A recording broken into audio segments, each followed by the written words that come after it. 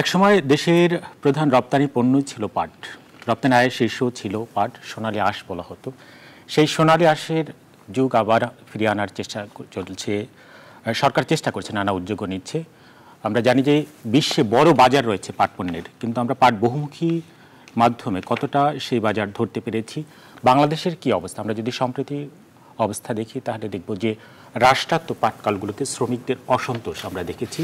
সেখানে বকেয়া বেতন, মজুরি কাঠামো গঠন, নানা বিষয়ে তারা দাবিতে ধর্মঘট পালন করেছেন কয়েকদিন টানা। এবং আরও দেখেছি তারা আবারও একটি আলটিমেটামও দিয়েছেন, যদি সরকার তাদের দাবি দেওয়া না মানে তারা আবার তার ধর্মঘটে যাবেন। এই অবস্থার মধ্যে রয়েছে দেশের পাট শিল্প। পাট শিল্পের সম্ভাবনা কি রয়েছে বাংলাদেশে, কি কি প্রতিবন্ধকতাও রয়েছে, এ নিয়ে আজকের গণতন্ত্রে আলোচনা করতে চাই। আমি মিজানুর রহমান আপনাদের সঙ্গে রয়েছে, আপনারা দেখছেন নিউজ 24। আমাদের সঙ্গে 4 জন অতিথি রয়েছেন, স্টুডিওতে 3 জন এবং খুলনা থেকে একজন যুক্ত হবেন। ওই স্টুডিওর অতিথিদের সঙ্গে পরিচয় করে দিতে চাই। সর্বডান দিকে রয়েছেন বাসুদের কেন্দ্র কমিটির সদস্য এবং শ্রমিক নেতা কমরেড রাজিকুজ্জামান রতন, রয়েছেন বাংলাদেশ বহুমুখী পাট পণ্য উৎপাদন রপ্তানিকারক সমিতির সভাপতি মোহাম্মদ রাশেদুল করিম মুন্না, রয়েছেন আওয়ামী লীগের কেন্দ্র কমিটির সদস্য এস.এম. কামাল হোসেন, এবং খুলনা থেকে আমাদের সঙ্গে যুক্ত হচ্ছেন খুলনা রাষ্ট্রায়ত্ত পাটকল সিবে নন সিবে পরিষদের যুগ্ম সম্পাদক এস.এম. জাকির হোসেন। সবাইকে স্বাগত জানাচ্ছি আমাদের আজকের আয়োজনে। আমি শুরুটা খুলনা থেকে একটু করতে চাচ্ছি। এস.এম. জাকির হোসেন, আপনাকে দিয়ে শুরু করতে চাই।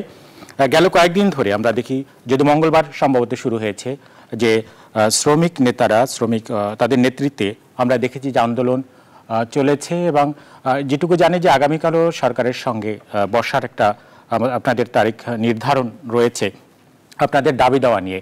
আমরা যদি একটু বলি যে আমরা বড় স্বপ্ন দেখি যে আবারও সোনালী দিন ফিরবে পাটের, এই অবস্থায় কিন্তু রাষ্ট্রায়ত্ত পাটকলগুলোর দিকে তাকালে দেখি যে না, সেখানে কোনোভাবেই তারা লোকসান কাটিয়ে উঠতে পারছে না, লাভের মুখ দেখতে পাচ্ছে না। এর পেছনের কারণগুলো যদি একটু বলেন যে কেন রাষ্ট্রায়ত্ত পাটকল আলোর মুখ দেখতে পাচ্ছে না।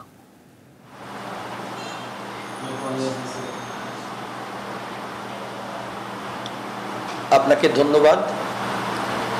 আপনার মাধ্যমে চ্যানেল 24 সহ নিউজ 24 সহ গোটা দেশবাসীকে ধন্যবাদ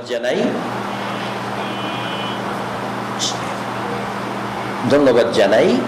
আপনি যে প্রশ্নটি করেছেন, এই মুহূর্তে এই প্রশ্নটি অত্যন্ত যৌক্তিক এবং গুরুত্বপূর্ণ একটি প্রশ্ন।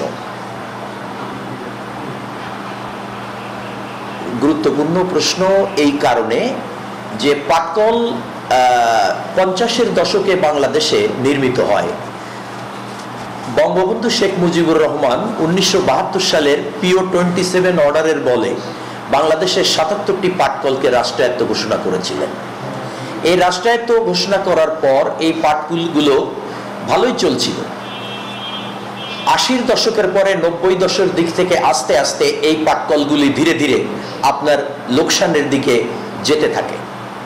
এখন প্রশ্ন হচ্ছে, কেন এই লোকসান, কেন পাটকলের শ্রমিকদের আজকে এই দুরবস্থার, কেন আমরা আজকে রাজপথে আছি, এই বিষয়গুলো যদি বর্ণনা করতে হয় তাহলে আমি অত্যন্ত সংক্ষেপে আপনাদেরকে এটা বলতে পারি যে এই মেশিনগুলো 50-এর দশকের অত্যন্ত পুরাতন মেশিন। এটি একটি বড় কারণ। এখানে যে কাঙ্ক্ষিত উৎপাদন হওয়া দরকার সেটা হচ্ছে না। সময় মতো কাঁচা মাল পাট মিলের পাট হচ্ছে প্রধান উপজীব্য বিষয়, এটা সময় মতো ক্রয় করা হয় না। দক্ষ পরিচালনার অভাব রয়েছে, অর্থাৎ বিজিএমসি পরিচালনা করার জন্য এই মুহূর্তে দক্ষ কোনো প্রশাসন নেই। বেসরকারি মিল থেকে সরকারি মিলগুলোতে মজুরি বেশি। অপ্রয়োজনীয় ব্যয়, যেমন ধরেন অপ্রয়োজনীয় মামলার খরচ, ট্রেনিংয়ের নামে খরচ, ক্রীড়াক্ষেত্রে ব্যয়, ক্রয় বিক্রয়ে অনিয়ম, অপ্রয়োজনীয় বিদেশ ভ্রমণ, অপ্রয়োজনীয় জনবল, যেমন জোন অফিস ও বিজিএমসির কিছু ক্ষেত্রে, স্কুলের ব্যয় এবং দেশি বিদেশি চক্রের একটি আপনার সেন্টিগেট, এই সকলগুলোই হচ্ছে মূলত আজকে পাটকলের লোকসানের মূল কারণ বলে আমরা মনে করি। আজকে সরকারের পক্ষ থেকে মাঝে মধ্যে, আপনি আমাকে বলেছেন যে এখানে 3 জন আমার সাথে আরো রয়েছেন, তার মধ্যে আমি এস.এম. কামাল ভাইকে দেখলাম, আমি ওনাকে স্যালুট করি, সালাম করি। আমাদের গত আন্দোলনের সময় কামাল ভাই মেয়র সাহেবের নির্বাচনের সময় খুলনাতে এসেছিলেন। উনি আমাদেরকে আশ্বস্ত করেছিলেন পাটকলের ব্যাপারে একটি সহনশীল অবস্থা নেত্রীকে দিয়ে উনি করিয়ে দেবেন। কিন্তু তখন আমরা শুধু আমাদের বাকি বকেয়া বেতন আর মজুরি ছাড়া আর কোনো কিছুই পাইনি।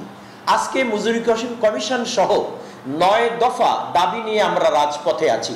আজকে শ্রমিকরা গোটা বাংলাদেশে এখনকার 26টি পাটকলের সমস্ত সিবিএ, নন সিবিএ এবং আপনার পাটকল শ্রমিক লীগ একত্রিত হয়ে এই আন্দোলনে আছে 9 দফা দাবি দিয়ে। এই 9 দফার মধ্যে প্রথম দফা হচ্ছে মজুরি কমিশন।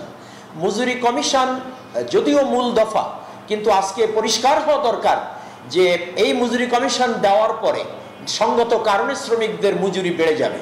তখন এই পাটকলগুলো আদৌ চালানো সম্ভব হবে কি হবে না, রাষ্ট্রের পক্ষ থেকে আজকে সেই সিদ্ধান্ত নেওয়া দরকার। এটা যদি সেই সিদ্ধান্তের জায়গায় গভর্নমেন্ট না যায়, তাহলে সময় সময় মাননীয় নেত্রী, আজকের জননেত্রী শেখ হাসিনা, আপনি প্রথম দিকে দেখা গেল প্রায় 6,000 কোটি টাকা উনি পাটকলের অতীতের দেনা মৌকুব করে দিয়েছেন। তারপরে এই যে বেতন মজুরির খাতে আরো 200-400 কোটি টাকা উনি দিলেন। কিন্তু আমাদের বক্তব্যটা অত্যন্ত পরিষ্কার, এভাবে সময় সময় আপনার এরকম কিছু থক বরাদ্দ দিয়ে পাটকল। জি, এস এম জাকির হোসেন, আপনি নানা বিষয়ে বলছিলেন যে আসলে কেন রাষ্ট্রায়ত্ত পাট। জি, এস এম জাকির হোসেন, আপনি যদি শুনে থাকেন, আমি একটু, আপনি বলছিলেন যে কোনোভাবে আপনারা ওই যে সময় মতো কাঁচামাল কিনতে পারছেন না, এই বিষয়টা যদি একটু স্পষ্ট করেন যে কেন কিনতে পারছেন না। আপনারা বলছিলেন যে রাষ্ট্রায়ত্ত পাটকলের যে লোকসান, সময় মতো আপনারা কাঁচামাল কিনতে পারছেন না, কেন পারছেন না? এটার জন্য অর্থনৈতিক অভাব। সেটা কিভাবে, সেটা কি, কেন হচ্ছে না? বিষয়টা হচ্ছে জুটের সিজন শুরু হয় জুলাই, আগস্ট, সেপ্টেম্বর। এটার কারণ হচ্ছে মিলগুলোর কোনো সক্ষমতা নেই, অর্থনৈতিক স্বাবলম্বিতা মিলগুলোর নেই যে তারা ওন সোর্স থেকে আপনার পাট ক্রয় করতে পারে, এরকম সক্ষমতা মিলগুলোর নাই। এটার জন্য গভর্নমেন্টকে এগিয়ে আসা ছাড়া এর কোনো বিকল্প নেই। পাটকলকে, বিজিএমসি কে আজকে একটি সেবামূলক প্রতিষ্ঠান হিসাবে গভর্নমেন্টের গণ্য করা ছাড়া আমি মনে করি কোনো বিকল্প নেই। এই কারণে নেই যে আপনার এটা এমন একটি অবস্থায় এসে দাঁড়িয়েছে, আমি যে কথা বলছিলাম যে আপনার এটা 50 দশকের মেশিন, এখানে উৎপাদন ক্ষমতা নেই, আগের মতো উৎপাদন ক্ষমতা নেই। তারপরেও আমি বলবো যা এখনো আছে, যদি দক্ষ প্রশাসন থাকে, পাটকলে আজকে যারা প্রশাসনিক দায়িত্বে নিয়োজিত, আমি অত্যন্ত বিনয়ের সাথে, শ্রদ্ধার সাথে বলতে চাই, তারা আসলে কিন্তু পাটকলের কোনো ব্যক্তি নয়। তারা অন্যান্য দিক দিয়ে তারা অনেক ভালো, প্রশাসনিক দিক দিয়ে অনেক ভালো, সেটা ঠিক আছে, কিন্তু এখানে প্রয়োজন জুটের সাথে সম্পর্কিত টেকনিক্যাল লোক। আমি আপনাকে স্মরণ করাতে চাই 2010 সালে এই মাননীয় প্রধানমন্ত্রীর এই সরকারের সময়ে পাটকলে আপনার মাত্র 10 থেকে 12 কোটি টাকা লস হয়েছে এক বছরে। আপনি কল্পনা করতে পারেন? আমরা এই জন্য বলতে চাই পাটকলে কখনোই লস হতে পারে না। আমরাও সেটা মনে করি। আমরা আবারও আপনার কাছে আসবো। এস এম জাকির হোসেন, আপনি আমাদের সঙ্গে থাকুন। পাটের সাথে সম্পর্কিত ব্যক্তিরা নিয়োজিত থাকে। জি, আপনি আমাদের সঙ্গে থাকুন, আমরা আবারও আপনার কাছে আসবো, আপনার বক্তব্য শুনবো। আমি একটু রাশিদুল করিম আপনার কাছে আসতে চাই, আপনি যেহেতু সরাসরি এই খাতের সঙ্গে সম্পৃক্ত, অন্যদের কাছেও আমি আসবো। যে কথাগুলো বলছিলেন যে আসলে সময় মতো পাট কিনতে পারছে না, নানা প্রতিবন্ধকতার কথা বলছেন, অথচ রাষ্ট্রায়ত্ত প্রতিষ্ঠান, আপনাদের কি মনে হয়, আপনারা যারা এর সঙ্গে সরাসরি সম্পর্কিত, কেন? আমাদের বড় স্বপ্ন রয়েছে, আমাদের বড় লক্ষ্য রয়েছে, আমরা বহুমুখী করব, বড় রপ্তানি করব, কিন্তু রাষ্ট্রায়ত্ত পাটকলের এই অবস্থা কেন? এর পিছনের কি কারণ? উনি মিস্টার জাকির সাহেব যে বিষয়গুলো বলেছেন, আমি অনেকগুলি পয়েন্ট ওনার সাথে একমত। জি, যেমন হচ্ছে কাঁচা পাট কেনার মধ্যে যেহেতু অসময় কেনা হয়, তখন দামটা বেড়ে যায়, ফরিয়ারদের এই অবস্থাটা কেন? অসময়টা কেন? সময় মতো আমরা কেন আমি বলবো যে দিস ইজ দ্য বিজনেস। এই বিজনেসে একটা বিজনেস প্ল্যান থাকবে, ফাইন্যান্সিয়াল প্ল্যান থাকবে, এবং তার যদি প্রয়োগটা সেভাবে না হয়, তখন হচ্ছে এই বিপদগুলো আসে। আমি আরেকটু যেতে চাই যে এটা একটু খোলাসা করবেন যে আসলে সময় মতো কিনতে না পারা, যেটা এখানে উনি অলরেডি বলেছেন যে বিজিএমসির নিজস্ব কোনো তহবিল নেই, সরকারের কিন্তু আমার বক্তব্য হচ্ছে সরকার দিচ্ছে, কিন্তু যখন দিচ্ছে তাতে হচ্ছে যে সিজন থেকে প্রায় 3 থেকে 4 মাস পরে, যখন এই কাঁচামালটা কৃষকের হাতে থাকছে না, এটা হচ্ছে ফরিয়ারদের হাতে চলে যাচ্ছে। সুতরাং এই টাকাটাই যদি হচ্ছে আগে দেওয়া হতো, তাহলে এই বিজিএমসি যে পাট ক্রয়ের ক্ষেত্রে 20 থেকে 25% হচ্ছে বেনিফিট করতে পারতো শুধু কেনার মধ্যেই। দ্বিতীয়ত হচ্ছে আমি যে কথাটা বলতে চাই, এখন বিজিএমসির গত কয়েক বছর এক্সপোর্টের ভ্যালু হচ্ছে 800 কোটি টাকার মতো প্লাস মাইনাস, এবং এইটা যদি আসলেই লাভজনক না হোক, অন্তত ব্রেক ইভেনে যদি আনতে হয়, তাহলে প্রায় 1600 কোটি টাকার মধ্যে নিয়ে যেতে হবে। এবং বিজিএমসির যে মিলগুলো আছে 26টা মিল আছে, এখানে কিন্তু ম্যাক্সিমাম প্রোডাক্টগুলি হচ্ছে ট্রেডিশনাল প্রোডাক্টগুলি হয়। আমরা হয়তো সবাই জানি যে ইন্টারন্যাশনাল মার্কেটে আমাদের কিন্তু প্রায় 83% মার্কেট কিন্তু আমরা দখল করে রেখেছি এই ট্রেডিশনাল প্রোডাক্টে। কিন্তু প্রশ্নটা হচ্ছে যুগের পরিবর্তন হচ্ছে, প্রোডাক্টের ক্যাটাগরিগুলো চেঞ্জ হচ্ছে, এই জায়গাতে হচ্ছে বিজিএমসি থমকে আছে, স্থবির হয়ে আছে। কেন? এটা হচ্ছে আমি বলবো যে যারা হচ্ছে ম্যানুফ্যাকচারিং এ আছে, মার্কেটিং এ আছে, এখানে R&D-র অভাব আছে, প্রোডাক্ট ডেভেলপমেন্টের অভাব আছে, মার্কেটে যে ট্রেন্ডগুলো চেঞ্জ হচ্ছে সেই ট্রেন্ডগুলোকে মাথায় রেখে ওই মার্কেটের ডিমান্ড অনুযায়ী যদি এই মেশিনগুলো, এই পুরনো মেশিনগুলো যদি প্রোডাক্টগুলি তৈরি করা যেত, তাহলে যেই মার্কেটের যে সিনারিতে যেই এরিয়াটাতে আমরা দখল করে যাচ্ছি, আমরা নতুন অপরচুনিটিগুলোকে রিচ করতে পারতাম। পাশাপাশি আমাদের এখনকার যে সিচুয়েশনে আছে, এই কাঁচামালের একটা বড় অভাব আছে। তাদের যে টোটাল যে সক্ষমতা উৎপাদনের 20 থেকে 25% মাত্র তারা ব্যবহার করতে পারছে। সুতরাং এটা যদি যে কোনো শিল্পের জন্যই, শুধু ওই পাটকল না, যে কোনো শিল্পেই যদি তার মিনিমাম 70 থেকে 80% হচ্ছে তাদের যে ক্যাপাসিটি আছে, সেটাকে যদি তারা রুল করতে না পারে, তাহলে কখনোই সেটা লাভজনক করা সম্ভব না। সুতরাং আমি মনে করি এখানে 3 ধরনের চিন্তা করতে হবে। বর্তমান যে মার্কেটের ডিমান্ড আছে, আমরা সবাই জানি ইন্টারন্যাশনাল মার্কেটে ন্যাচারাল প্রোডাক্ট হিসেবে বা গ্রিন প্রোডাক্ট হিসেবে বা ন্যাচারাল প্রোডাক্ট হিসেবে কিন্তু জুটের একটা অপরচুনিটি তৈরি হয়েছে। সুতরাং সেখানে যদি আমরা শুধুমাত্র ছাড়ার বস্তা বা লিমিটেড কয়েকটা প্রোডাক্টের মধ্যে সীমাবদ্ধ থাকি, তাহলে কিন্তু সেই অপরচুনিটি আমরা রিচ করতে পারবো না। পাশাপাশি এখানে হচ্ছে আমাদের দরকার সময় মতো ভালো মানের র মেটেরিয়ালস কিভাবে পাওয়া যেতে পারে, আমাদের উৎপাদনের যে ক্ষমতাটা আছে 100%, এটা হয়তো মেশিনের কারণে 80% বা 75% করা যায়, সেটাকে আমরা ম্যাক্সিমাম কিভাবে আমরা ব্যবহার করতে পারি, আমাদের নতুন মার্কেটের অপরচুনিটিকে আমরা কিভাবে কাজে লাগাতে পারি, এবং সর্বোপরি আমাদের চিন্তা করতে হবে যে এই প্রোডাক্টগুলি দিয়ে সার্ভাইভ করা যাবে না।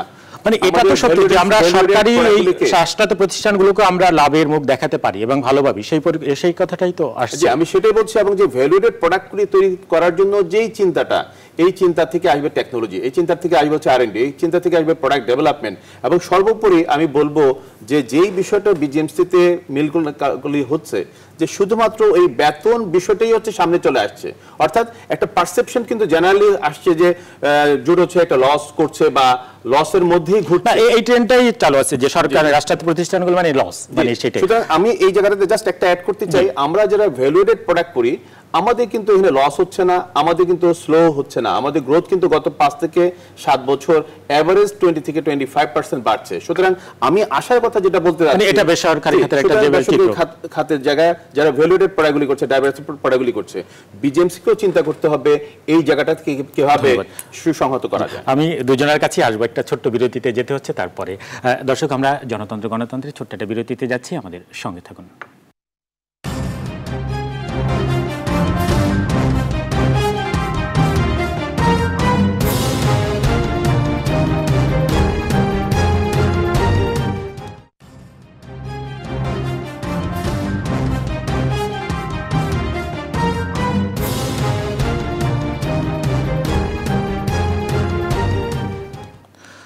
আবারও স্বাগত গণতন্ত্রে। দর্শক দেখছেন নিউজ 24। পাট পণ্যে কেন দেশের যে অবস্থা এখন, পাট শিল্পে একটা অস্থিরতা রয়েছে, চলছে, কেন এই অবস্থায় নিয়ে আজ আমরা আলোচনা করছি। 4 জন অতিথি আমাদের সঙ্গে রয়েছেন।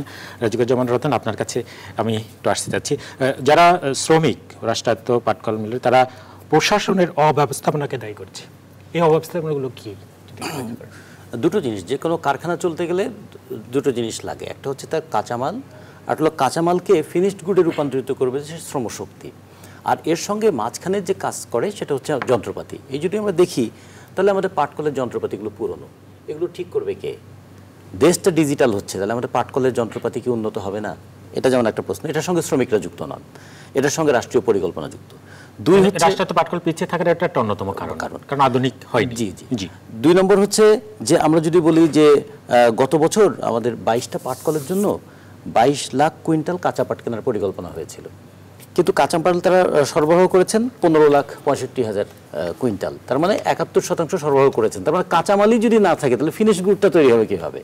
আচ্ছা, তারপর আবার এই কাঁচামাল যখন কিনতে হয় তখন অনেক বেশি দামে চলে। আমাদের পাটের মৌসুমটা হচ্ছে জুলাই মাস, উনি খুব ভালোই জানেন। তো ওনারা কিন্তু জুলাই মাসে পাটটা কিনবেন, কারণ কৃষকের কাছ থেকে তারা কিনবেন।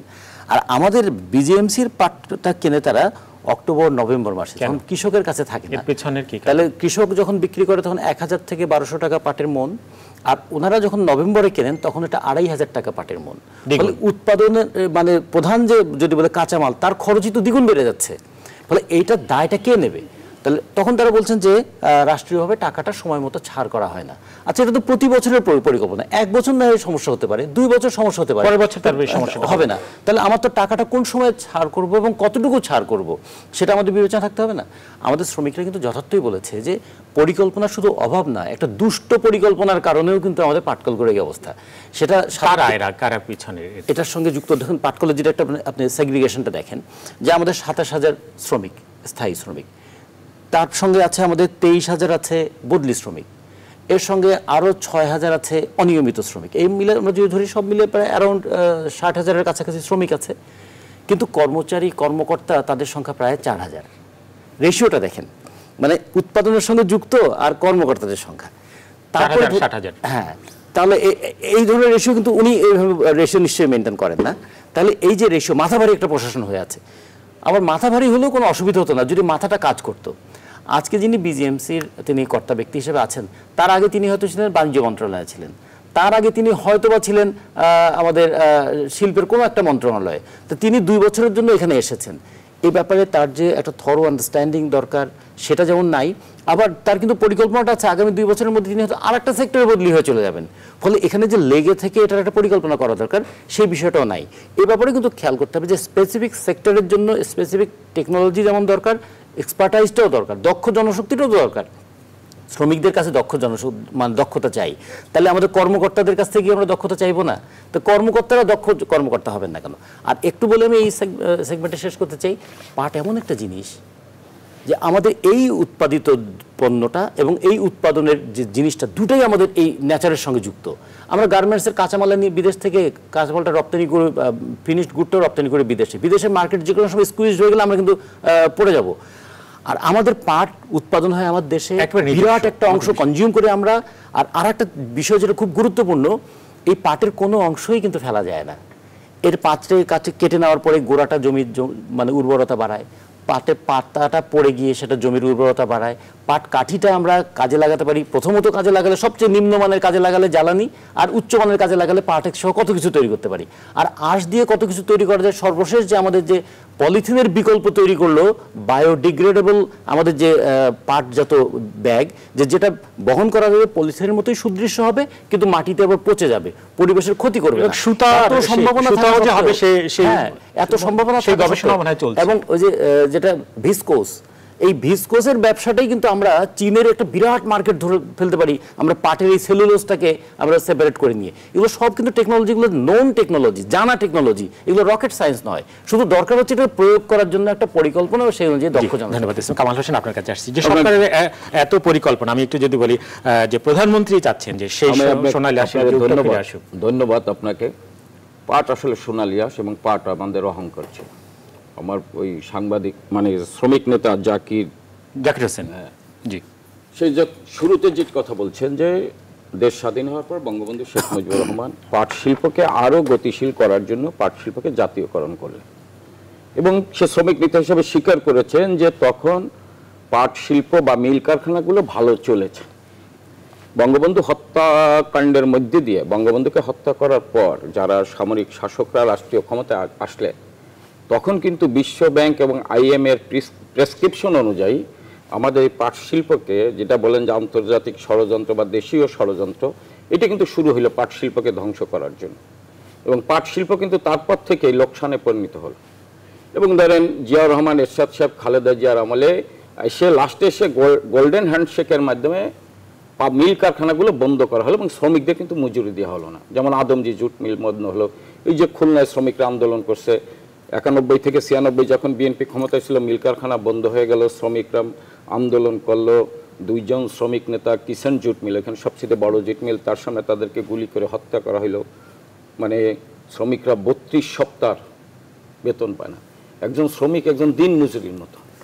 সে যদি 1 সপ্তাহ বেতন না, সপ্তাহে বেতন পায়, যদি 1 সপ্তাহে বেতন না পায় তাহলে ওর ফ্যামিলি না খেয়ে থাকবে। ধরুন এই সপ্তাহ ধরে পাশের দোকানের থেকে, আমি তো ওই অঞ্চলে লোক, আমি দেখছি যে ওরা পাশের দোকান থেকে এক সপ্তাহ বাজার করে এক সপ্তাহ বেতন পায়, টাকাটা দেয়, তা না খেয়ে থাকতে হবে ওদের। এই 32 সপ্তাহের বেতন না পাওয়ার পর শ্রমিকরা অনেকে এলাকা ছেড়ে দিল, অনেকে শ্রমিকরা আত্মহত্যা করলো। এটা 96 সালে রাষ্ট্রীয় ক্ষমতা আসার মধ্যে দিয়ে বা 2008 সালে জননেত্রী শেখ হাসিনা রাষ্ট্রীয় ক্ষমতার আসার দিয়ে সেই খালেশপুর এলাকায়, আমি যতদূর জানি খুলনা এলাকায় মিল কারখানাগুলো চালু হলো। আমি আপনার বলি যে বাংলাদেশে আপনার ওই যে বললো 6,000 কোটি টাকা বকেয়া ছিল, সেই টাকা জননেত্রী শেখ হাসিনা শোধ করলেন। করে আপনি গত বছর 17-18 সালেও আপনার 800 কোটি টাকা দিছে, মজুরি দিছে বকেয়া 800 কোটি টাকা। এবং আজকে শ্রমিকের সংখ্যা আছে 61,095 জন শ্রমিক কর্মচারীর সংখ্যা বাংলাদেশে। শ্রমিকরা যে আন্দোলন করছে তাদের এই দাবি ঠিক আছে। আজকে জননেত্রী শেখ হাসিনা পাট শিল্পকে পাটের সেই সোনালী দিন আবার ফিরিয়ে আনার জন্য, আপনি জানেন যে 2014 সালে পাট রপ্তানি লক্ষ্যে পাটকে 35 রকমের রপ্তানি হতো, সেখানে 20% না 25% উনি অনুদান দিয়ে আজকে 300 রকমের পণ্য আজকে রপ্তানি করা হচ্ছে। কিন্তু যেটা জানতেছি যে রাষ্ট্রায়ত্ত পাট কলের আমি জানি কেন আমাদের এই অবস্থা, এই যে যেটা বলছেন আলোচকরা যেটা বলছে যে এই মিলগুলো বিএমআরই করা দরকার। মেশিনগুলো 50 বছরে মেশিনগুলো প্রায় অকার্যকর হয়ে গেছে। আমি বলি যে শ্রমিকদের একটা দাবি যে বিএমআরই করতে হবে। ইতিমধ্যে গত বছর যখন চায়নার প্রেসিডেন্ট এখানে আসে, তাদের সাথে কতগুলো চুক্তি হয়েছে, সেই ক্ষেত্রে আমাদের 26টি মিল বিএমআরই করার জন্য অলরেডি 3500 কোটি টাকা তারা দেওয়ার প্রতিশ্রুতি দিয়েছে এবং আগামী বছরে এই মিলগুলো বিএমআরইর কাজ শুরু হবে। প্রতি বছরই আপনার মিলগুলোর প্রতি মাসেই কিন্তু মিলগুলোর লোকসান হচ্ছে, প্রতি বছরে 400 কোটি টাকা এখন লোকসান। না, এরকমও তো বলা হয় যে উৎপাদনে যাওয়ার চেয়ে বন্ধ রাখলে লোকসান কম, এরকম কথা বলা হয়। এটা যেমন ভাই তো বেসরকারি বেসরকারি উদ্যোক্তা, হ্যাঁ বেসরকারি উদ্যোক্তা। এইখানে ধরেন অনেক বেসরকারি উদ্যোক্তারাও মনোপলি ব্যবসা করার কারণে আমি যদি মনে করি যে এই সরকারি প্রতিষ্ঠানগুলো বন্ধ হয়ে যাক বা বিদেশিদের একটা, কিন্তু সরকারি প্রতিষ্ঠানগুলোকে এগিয়ে নেওয়ার সুযোগ ছিল কিনা, যেটা বলছেন যে আধুনিক যন্ত্রপাতি, প্রশিক্ষণ, এইভাবে বহু পণ্যের বিএমআরই হলে এই পাট শিল্প এই মিল কারখানাগুলো আরো ভালো করবে। এবং এই যে যেটা আছে বিজিএমসির ভিতরেও পরিবর্তন দরকার না, যেটা নিয়ে সরকার এত পরিকল্পনা, সেখানে এই যে প্রশাসনের কথা বলা হয় যে যোগ্য লোক আসতেছে না কেন, এই অবস্থাটা কেন? সরকার কি এই জায়গাটাতে বিশেষ নজর দিচ্ছে না? নজর দিচ্ছে, এই খাতি যারা রয়েছেন তাদেরকে দায়িত্ব দিলে বলা হয় যে না, তারা হয়তো আরো উন্নতি করতে পারত। আপনি যেটা মিলগুলোতে যারা প্রজেক্ট ম্যানেজার হচ্ছে তারা কিন্তু এই খাতেরই লোক, কিন্তু এটি সততার সাথে কাজ করতে হবে। আমি এক সরকারি দলের লোক বলে আমি কিছু বলতে চাই না, সততার সাথে কিছু না বললে তো কোন বিষয়গুলো সেগুলো সততার সাথে শ্রমিকদের যে দাবি, এই দাবিগুলো কিন্তু যৌক্তিক আছে। তারা বকেয়া বেতন চাচ্ছে, মজুরি কমিশন গঠন চাচ্ছে, যেমন মজুরি কমিশন অলরেডি হয়ে গেছে। মজুরি কমিশন অনুযায়ী বাস্তবায়ন করতে গেলে আরো 200 কোটি টাকা আপনার দিতে হবে, 2250 কোটি টাকা আরো দিতে হবে, ভর্তুকি দিতে হবে সরকারকে। সরকার হয়তো এটা করবে যেহেতু মজুরি কমিশন ঘোষণা করছে। কিন্তু মজুরি কমিশন দিল, কর্মচারীরা বেতন পাইলো, কিন্তু এটা কি সাময়িক সমাধান হলো কিনা? কিন্তু দীর্ঘমেয়াদী সমাধান, রাষ্ট্র তো পাট কলগুলোতে লস করবে না, লাভে যাবে। 26টা মিলকে বিএমআরই করতে হবে আগে। এবং আরেকটা শ্রমিকদের উদ্দেশ্যে আমি যেটা বলতে চাই যে তাদেরকেও ঠিকমতো কাজ করতে হবে। আমি একটু এস এম জাকির হোসেনের কাছে আবারও যেতে চাই।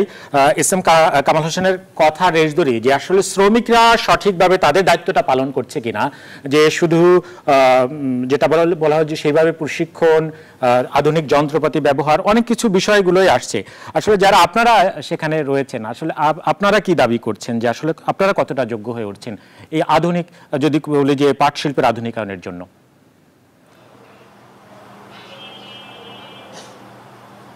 আপনাকে ধন্যবাদ এবং সাথে সাথে কামাল ভাইকেও ধন্যবাদ।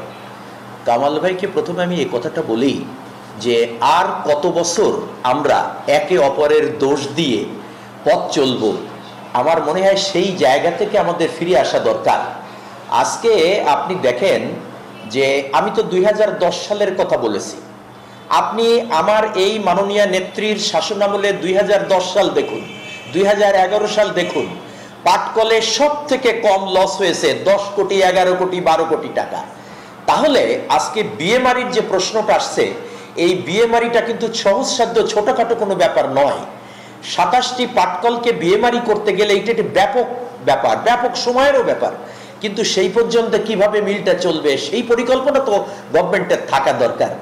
আজকে যে শ্রমিকদের কথা কামাল ভাই বললেন, আমি অত্যন্ত ব্যথিত এবং অত্যন্ত দুঃখের সাথে বলছি, না কামাল ভাই, শ্রমিক ভাই আপনি নিয়মিত তাদের মজুরি বেতন পরিশোধ করুন, নিয়মিত তাদের কাঁচামাল সরবরাহ করুন, মেশিনটাকে একটু আপডেট, মোটে ন্যূনতম আপডেট করে দিন। আমার শ্রমিকরা আপনি দেখবেন যে আপনার একজন স্পিনার স্পিনিং এ দাঁড়িয়ে থাকবে, প্রায় 95টা ডান্ডি তার সবসময় সোজা থাকবে, তাকে বারবার মেশিনে ছোটাছুটি করা লাগবে না। হাসি রহস্য এবং অত্যন্ত আনন্দের সাথে ওই শ্রমিকটা তার কাজ চালিয়ে যেতে পারবে, তর করে উৎপাদন বেড়ে যাবে। এই তো সেদিনের কথা। এই ভাঙাচোরা মেশিন আপনার উৎপাদন দিল আপনার পার ডে 750 থেকে 850 মেট্রিক টন। আজকে সেই উৎপাদন 150 থেকে 200 মেট্রিক টন। যদি প্রশ্ন করি কেন, আর এর দায় কার, সেটা কি আপনারা বলবেন শ্রমিকদের দায়? নিশ্চয়ই শ্রমিকদের না।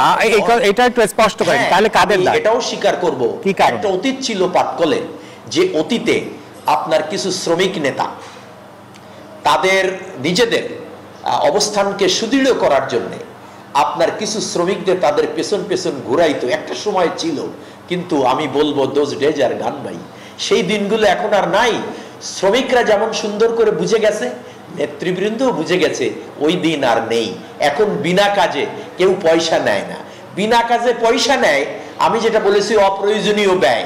পাটকলের এখন যে অবস্থা, কোটি কোটি টাকা আমি কেন বিনা কাজে ক্রীড়া ক্ষেত্রে ব্যবহার করব? এটা অপ্রয়োজনীয় ব্যয়। সেটা কেন হবে? আসল কাজে হচ্ছে না, যেটা বলছিলেন যে কাঁচামাল কেনা, যেগুলো আজকে আমি মনে করি বিজিএমসি সেটা দেখা দরকার। আর এই সকল বিষয় দেখতে গেলে সর্বপ্রথম যেটা দরকার, যে বিজিএমসি কে একটি দক্ষ প্রশাসনিক ব্যবস্থা দেওয়া দরকার। আমি আপনাকে বলি, এই এখানে যারা ডাইরেক্টর মহোদয় রয়েছেন, চেয়ারম্যান রয়েছেন, সকলেই তার স্ব ক্ষেত্রে একজন উজ্জ্বল নক্ষত্র, আমি সেটা স্বীকার করতে চাই। কিন্তু পাটকলের জন্য নয়। এই কারণে নয় যে পাটকল তো একটি টেকনিক্যাল বিষয়, এখানে দরকার টেকনিক্যাল লোক। আপনি জানেন বিজিএমসির হার্ট হচ্ছে ডাইরেক্টর P&J, যিনি প্রোডাকশন এবং জুট এই দুইটার দায়িত্ব যার, তিনি হচ্ছেন ডাইরেক্টর P&J। ডাইরেক্টর মার্কেটিং এর দায়িত্ব হচ্ছে ইন্টারনাল মার্কেট এবং আন্তর্জাতিক মার্কেটে সমস্ত উৎপাদিত পণ্য বিক্রয় করার ব্যবস্থা করা। চেয়ারম্যান মহোদয়ের দায়িত্ব আছে সব কিছুকে হ্যান্ডেল করে নিজের নিয়ন্ত্রণ নিয়ে পথটাকে সুন্দর করে চলা। এই তিনটি ক্ষেত্র আমি মনে করি আপনার সফলতার সাথে দায়িত্ব পালন করতে পারলে, আমি মনে করতে চাই টিডি মিত্র সাহেবের কথা। আপনি সেই সময় ফিরে যান, দেখেন এই চেয়ারম্যানের চেয়ারে বসে এই একটি মাত্র ব্যক্তি 26টা পাটকলের দিকে তাকিয়ে থাকে। জি জি, এসএম জাকির হোসেন, আপনি থাকুন আমাদের সঙ্গে। আমি আবারও আসবো আপনার কাছে, মনে হয় একটু আপনার কাছে আসতে যাচ্ছি। তার কথা রেশ ধরে অনেকগুলো বিষয় এসে বললেন যে আসলে দোষটা কিন্তু ঘুরে ফিরে বিজিএমসির উপরে আসছে। আমি বলবো যে বিএমআরই করতে হবে, আধুনিকায়ন করতে হবে, সেটা আমি শুরুতেই বলেছি। কিন্তু এখন কি আমরা বসে থাকবো? দর্শকদেরকে মানে বোঝার জন্য বলছি, ইন্ডিয়াতে 1987 থেকে প্যাকেজিং অ্যাক্ট হচ্ছে বাস্তবায়িত হয়, এবং ইন্ডিয়া কিন্তু বৃহৎ, বাংলাদেশ হচ্ছে second largest manufacturing country, India হচ্ছে ফার্স্ট লার্জেস্ট। বাট ওদের টোটাল উৎপাদনের 40% কিন্তু স্থানীয় বাজারের উপর নির্ভরশীল। অর্থাৎ যে কোনো শিল্পের কিন্তু চ্যালেঞ্জ আসে। আমরা জানি সুদানের সমস্যা যাচ্ছে, টার্কিতে সমস্যা যাচ্ছে, অন্যান্য দেশগুলোতে যেখানে বড় রপ্তানি করতে সেই জায়গাগুলোতে মিডল ইস্টে বড় অ্যান্টি ডাম্পিংটা আরোপ করেছে, আমাদের ইন্ডাস্ট্রি থমকে গেছে। কেন? আমরা স্থানীয় বাজারটাকে কেন গুরুত্ব দিচ্ছি না? যেটা কিন্তু 2014 শেষের দিকে উদ্যোগ নেওয়া হলো, এবং স্থানীয় বাজারে কিন্তু আমাদের গ্রোথটা অনেক ভালো ছিল। এবং এটা যে সেই উদ্যোগ তো নেওয়া হচ্ছিল যে দেশীয় কথা হচ্ছে যে এই জুট মিলগুলা জি পাটের পণ্য ব্যবহার করতে হবে আওতাধীন বা বেসরকারি জুট মিলগুলার যে ট্র্যাডিশনাল যে প্রোডাক্টগুলি কিন্তু স্থানীয় বাজারের কে যদি আমরা সংহত করতে পারি, আমরা যদি এটা যদি সাইজটাকে বড় করতে পারি, সেটা কিভাবে হতে পারে? এই যে প্যাকেজিং একটা হচ্ছে সফল বাস্তবায়ন দরকার, যেটা হচ্ছে শুরু হয়েছিল 14তে, 2017তে এসে আমরা দেখলাম একটা ছোট্ট ঠুনকো একটা যুক্তি যে চালের দাম বেড়ে যাচ্ছে আমরা যদি পাটের বস্তা ব্যবহার করা হয়। সুতরাং আমি মনে করি এই যে এক্সিস্টিং যে মেশিনগুলো দিয়ে যে ধরনের প্যাকেজিং প্রোডাক্টগুলা এই ছালার বস্তাগুলি তৈরি করা যায়, সেটা যদি আমরা স্থানীয় বাজার থেকে সম্প্রসারণ করি, তাহলে কিন্তু প্রায় টোটাল ম্যানুফ্যাকচারিং ক্যাপাসিটির 30 থেকে 40% হচ্ছে এই মার্কেটটাকে আমরা সাজাতে পারি, সুসংহত করতে পারি এবং এই শিল্পের জন্য একটা বড় সাপোর্ট দিতে পারি। পাশাপাশি আমরা যে সিবিসি, হেসিয়ান, বিটুই, বিনোলা এই 3 থেকে 4 রকম প্রোডাক্ট নিয়ে মাত্র বিজিএমসি রান করছে, কিন্তু ইন্টারন্যাশনাল, যেটা আমি আমি কথাতে বলেছি, ইন্টারন্যাশনাল মার্কেটে এই মেশিন দিয়ে কিছু কিছু পণ্যগুলি তৈরি করা যায়, যেই পণ্যগুলোতে দরকার হচ্ছে একটু চেঞ্জ, মেশিনের হয়তো অল্প কিছু চেঞ্জ করতে হবে, যেখানে হচ্ছে যেটা জাকির হোসেন বলছিলেন যে অল্প কিছু পরিবর্তন দরকার, তাহলে কিন্তু ওই মার্কেটের ওই ডিমান্ডটাকে আমরা ফুলফিল করতে পারি। সুতরাং আমাদের যেই জায়গাটাতে আছি, যে আগে যেখানে সোনি বললেন, কিন্তু আমিও বললাম যে যেখানে উৎপাদন হচ্ছে 700-800 হতে এখন মাত্র 150-200 চলে আসছে। সুতরাং এইটা যতক্ষণ পর্যন্ত না বাড়াতে পারবো, এক্সিস্টিং মেশিন দিয়ে, এক্সিস্টিং ফ্যাসিলিটি দিয়ে, এক্সিস্টিং ওয়ার্কার ফোর্স দিয়ে আমি অপরচুনিটিকে যদি কাজে লাগাতে পারি, তাহলে আমাদেরকে দরকার হচ্ছে এক্সিস্টিং মার্কেটটাকে কিভাবে আমরা সুসংহত করতে পারি, নতুন মার্কেটকে কিভাবে আমরা রিচ করতে পারি। পাশাপাশি আমাদের মাথায় রাখতে হবে যে আমি যেহেতু ডাইভার্সিটি প্রোডাক্টের মার্কেটের লোক, ইন্টারন্যাশনাল মার্কেটে কিন্তু এখন আইন হচ্ছে, ট্যাক্স বাড়াচ্ছে, অনেক দেশ হচ্ছে, সেই প্রতিযোগিতা টিকে থাকার সক্ষমতা থাকতে হবে। যে এই জায়গাতে ভ্যালুয়েশনের প্রোডাক্টগুলোর সুযোগ আছে, একটু মেশিনগুলো চেঞ্জ করে আমরা যদি প্যাকেজিং ইন্ডাস্ট্রিতে যেতে পারি, যেমন সারা ইউরোপে এই বছর 80% প্লাস্টিক নিষিদ্ধকরণ আইন পাশ হয়েছে, আগামী বছর হচ্ছে নিষিদ্ধকরণ আইন হতে যাচ্ছে, অস্ট্রেলিয়াতে নিষিদ্ধ হয়েছে। সুতরাং এই জায়গাতে স্বাভাবিকভাবে চিন্তা করতে পারছি যে মানুষ এখন হচ্ছে পরিবেশ বান্ধব পণ্যের দিকে ঝুঁকছে। সুতরাং এখানে আমাদের যেটা রতন ভাই বলে গেলেন যে পৃথিবীর সবচেয়ে ভালো কোয়ালিটির পাট বাংলাদেশে তৈরি হচ্ছে, কিন্তু আমরা দীর্ঘদিন ধরে আন্তর্জাতিক চক্রান্তে আমরা শুধু র মেটেরিয়াল সাপ্লাই কান্ট্রি যদি হিসেবে থাকি, তার জন্যই ব্যবস্থা হয়েছে। সুতরাং আমি মাননীয় প্রধানমন্ত্রী যে চিন্তাটা করছেন, আমাদেরকে এখন চিন্তা করতে হবে যে নতুন যে ওয়ার্ল্ড মার্কেটে অপরচুনিটি তৈরি হয়েছে, সেখানে শুধু ছালার বস্তা দিয়ে আমরা হাঁটতে পারবো না বেশি দিন, আমাদেরকে চিন্তা করতে হবে যে ডাইভার্সিফিকেশনের কথা চিন্তা করতে হবে। জি, আমি রতন ভাই আপনার কাছে একটু আসছি এই কথা রেশ ধরি, যে আসলে আমরা জানি যে আধুনিকায়ন করতে হবে, যন্ত্রপাতি চেঞ্জ করতে হবে, এই কথাগুলো সবই বিষয়গুলো জানি, কিন্তু করছি না। এই জন্য কিন্তু আমরা ভালো ফলও পাচ্ছি না, যেটা বারবার আসছে। এই যে এস এম জাকির হোসেন বললেন যে আমাদেরকে আধুনিক যন্ত্রপাতি দেন, আমাদের সঠিক সময় কাঁচামাল দেন, তাহলে আমরা এটাকে আবার লাভজনক নিয়ে যাব। একটা জিনিস কিন্তু আমি পাট নিয়ে যখন একটু চিন্তা করছিলাম, তখন দেখলাম যে আজ শুধু পাটের সমস্যাটা কি বাংলাদেশে নাকি অন্য কোথাও আছে? একটা অদ্ভুত ব্যাপার দেখলাম, গোটা বিশ্বে কিন্তু পাটের ব্যবহার বেড়েছে এবং দিন দিন উৎসাহিত করছে যে পাটের ব্যবহার যেহেতু বেড়েছে, পাট উৎপাদনকারী দেশ কয়টা আছে এবং পাটজাত দ্রব্য রপ্তানিকারক দেশ কয়টা আছে, সেগুলো হিসাব করলে তো আমরা 1 নম্বরই থাকি, তাই না?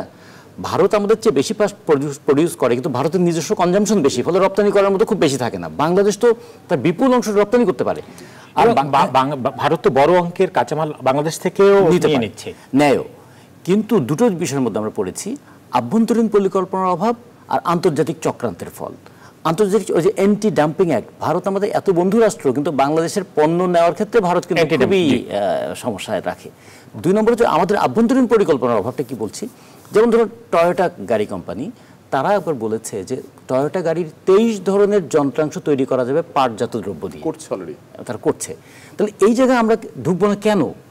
2 নম্বর হচ্ছে আমেরিকাতে এরকম আছে কি, আপনি যদি রাস্তায় ঘুরে ঘুরে ওই 20টা ওই পানির বোতল জোগাড় করেন এবং কোনো একটা জায়গায় ফেললে $1 পাওয়া যায়, অনেকে কিন্তু রাস্তা থেকে ওই প্লাস্টিকের বোতল কুড়িয়ে সে এই টাকাটা রোজগার করে। তার মানে তারা পরিবেশকে রক্ষা করার জন্য এরকম প্রণোদনা দেয়।